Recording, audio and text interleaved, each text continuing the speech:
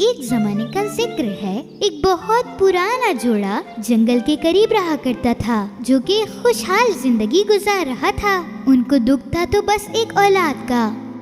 एक दिन जब बूढ़ी औरत एक कुकी डो बना रही थी, उसका शौहर उसके पास आया।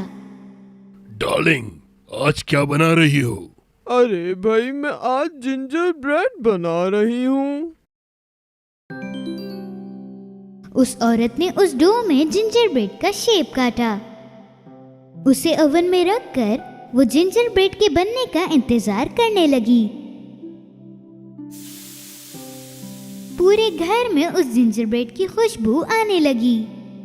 उसने ओवन ग्लव्स पहने और उसे बाहर निकाला और अब उसे सजाने का वक्त था। उसने उसकी आंखें किशमिश से बनाई और उसकी नाक बंटी से, और उसके बाद उसने कुछ क्रीम यूज करी उसके बाल और कपड़े बनाने के लिए, और आखिर में उसने ली चेरी ताकि वो बटन्स बना सके। उसने एक दफा फिर उसको देखा और बोला, अरे मेरी जिंजर ब्रेड कितनी अच्छी दिख रही है, पर मुझे लगता है कि कुछ डालना रह गया है। बूढ़ी औरत ने उसे एक दफा फिर देखा।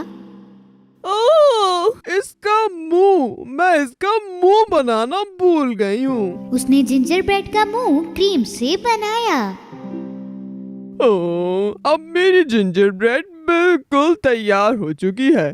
और उसी वक्त कुछ नाकाबिले यकीन सा हुआ। शुक्रिया। तुम बात कैसे कर रहे हो? जिंजर ब्रेड मैन जल्दी से खड़ा हुआ और बोला, हाँ, मैं तो भाग भी सकता हूँ।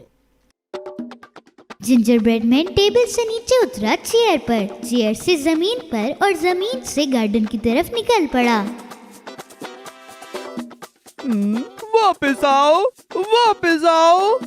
बूढ़ी औरत चिल्लाई और वो जिंजर ब्रेड के पीछे भागना शुरू हो गई।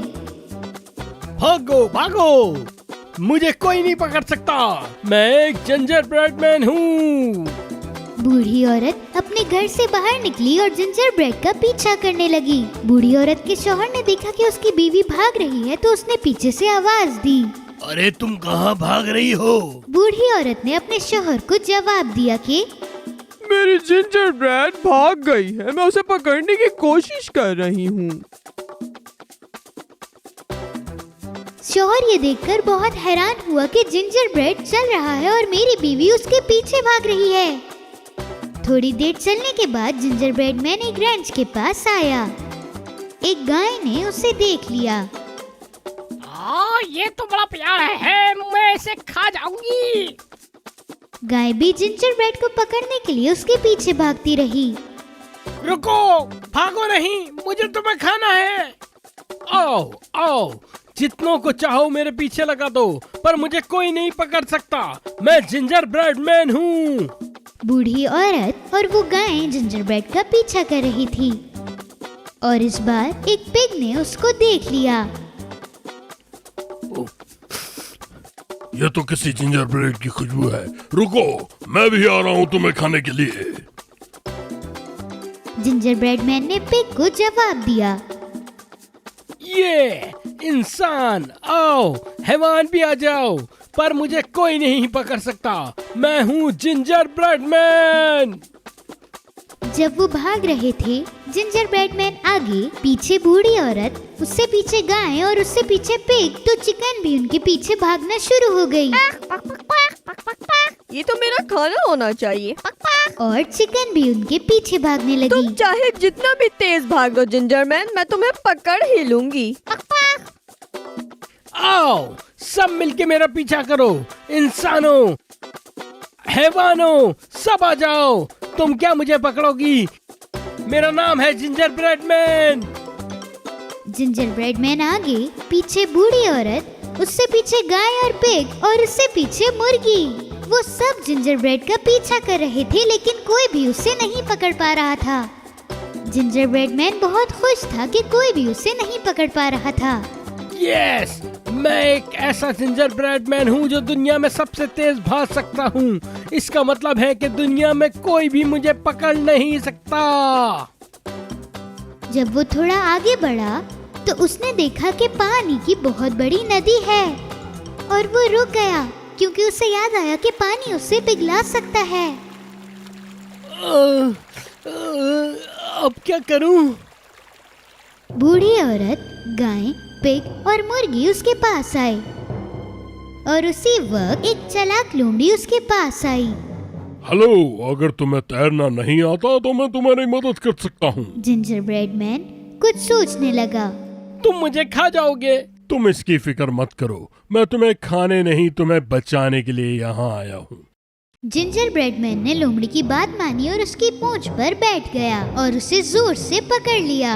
लोमड़ी जल्दी से पानी में गई और तैरने लगी। दूसरी तरफ बूढ़ी औरत, गाय, पिग और मुर्गी नदी के कोने पर खड़े होकर सिर्फ जिंजर ब्रेड को जाते हुए देख रहे थे और वो ये सोच रहे थे कि अब हम जिंजर ब्रेड को कैसे पकड़ेंगे। वो पानी के अंदर आगे जाते गए और पानी ऊपर आने लगा। अरे भाई संभल के, मैं डूब न जाऊं कहीं। मेरी पीठ बहुत मजबूत है। जिंजर ब्रेड जल्दी से उसकी कमर पर आ गया और कुछ देर बैठ गया, लेकिन कुछ देर बाद पानी फिर ऊपर आने लगा और जिंजर ब्रेड बस डूबने ही वाला था। मुझे लगता है तुम डूब जाओगे। तुम ऐसा क्यों नहीं करते कि तुम मेरी गर्दन की तरफ आ जाओ। जिंजर ब्रेड मैन उसके सर पर आकर खड़ा हो गया और लोमड़ी अपना सर पानी में नीचे ले जा रहा था। पानी अब सर के ऊपर जा रहा है। तुम ऐसा करो, मेरी नाक पे आकर बैठ जाओ। और जिंजर ब्रेड मैन उसकी नाक पर आ गया।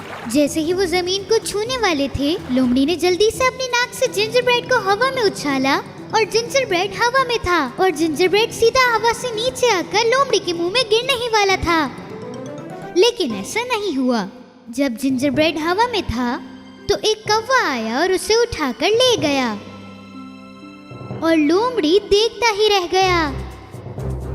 जिंजर ब्रेड ने इंतजार किया कि कौवा थोड़ा नीचे आए और वो सवाल करे कि क्या तुम भी मुझे खाना चाहते हो? जब कौवे ने बोलने के लिए अपना मुंह खोला तो जिंजर ब्रेड नीचे गिर गया और भागने लगा। भागो भागो भागो, इंसान, जानवर, परिंदे, हर किसी ने कोशिश कर ली लेकिन कोई भी मुझे पकड़ नहीं पाया। मैं हूँ असली ginger man. Ginger bread man भागता रहा और रुका नहीं। अगर आपको जिंजर ब्रेड भागता हुआ दिखे तो उसे पकड़िएगा नहीं, क्योंकि वो एक जिंजर ब्रेड मैन है और कोई भी उसे पकड़ नहीं सकता।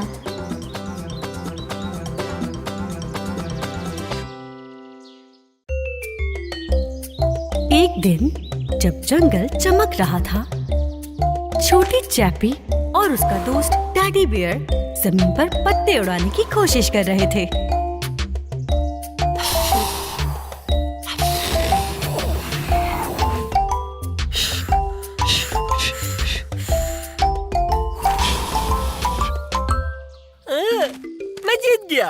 मैं जीत गया। एक मिनट मेरे प्यारे दोस्त। हाँ, हम दोनों के पत्ते साथ साथ ही उड़े और देखो एक ही जगह पर हैं। देखो देखो। सही कहा। इसका मतलब हम दोनों जीत गए। हाँ, 2-2। चेपी को अपने दोस्त टैडी बियर के साथ वक्त गुजारना पसंद था। उसे जब कभी भूख महसूस होती तो वो अपने वालिदैन के पास जाती और वो लोग जंगल के मजेदार फल साथ में खाते, क्योंकि चैपी की फैमिली कई सालों से इसी जंगल के जानवरों के साथ रह रहे थे। यहाँ तक कि उनके पड़ोसी ज़राफ़ा और शेर थे। एक दिन ट्री हगिंग डेज पर छोटी चैपी जंगल में टहलने निकली। जब वो बहुत ही प्यार से बड़े और छोटे दरख्तों को गले लगा रही थी, तब अचानक उसने किसी के रोने की आवाज सुनी।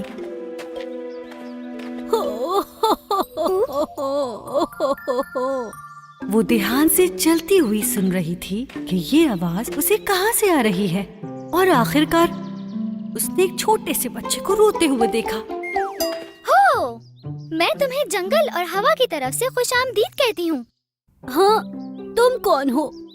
हो का मतलब क्या है? ये जंगल मेरा घर है और हम यहाँ ऐसे ही मिलते हैं। हो, आप जंगल में रहती हैं? हाँ, मेरा नाम चैपी है और तुम्हारा नाम क्या है? कोको, मगर मुझे अपना नाम नहीं पसंद। कोको। कितना अच्छा है।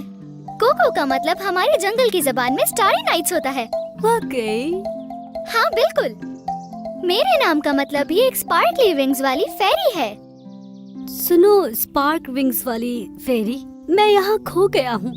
मैं अपनी फैमिली के साथ जंगल की सैर के लिए आया था। वो मुझे नहीं मिल रहे। वो यकीनन मुझे तलाश कर रहे होंगे। क्या तुम मेरी मदद करोगी? वॉकी गुकी। मतलब? मेरा मतलब जरूर जरूर मैं तुम्हारी मदद करूंगी। इस जंगल को मुझसे बेहतर कोई नहीं जानता। चैपी और कोको घने जंगल में साथ चलने लगे। जूतों के बगैर कैसे चलती हो तुम? तुम्हें तकलीफ नहीं होती? जूते? वो क्या होते हैं? जो मैंने पहने हुए हैं, देखो, ताकि मेरे पाँव जख्मी ना हो जाएं। आहा, तुम्हारा मतलब है पैका पैकास। अच्छा, पैका पैकास कहते हो जूतों को? हम जंगल के लोग ट्री हगिंग डेज में पैका पैकास नहीं पहनते, क्योंकि हमारे पाँव जमीन के अच्छे दोस्त हैं। कोको अपने नए दोस्त की जिंदगी से बहुत ज्यादा मुतासिर था। बिल्कुल चैपी की तरह वो भी दरख्तों को गले लगाकर चलने लगा। थोड़ी ही देर के बाद एक ब्लैक पैंथर उनके सामने नमूदार हुआ। ये तो पैंथर है, अब भागो! एक तरफ कोको खौफ के मारे दरख्त पर चढ़ गया था और जबकि चैपी उसके सामने हंस रही थी। तुम किस चीज का इंतजार कर रही हो? भागो वरना वो तुम्हें खा जाएगा।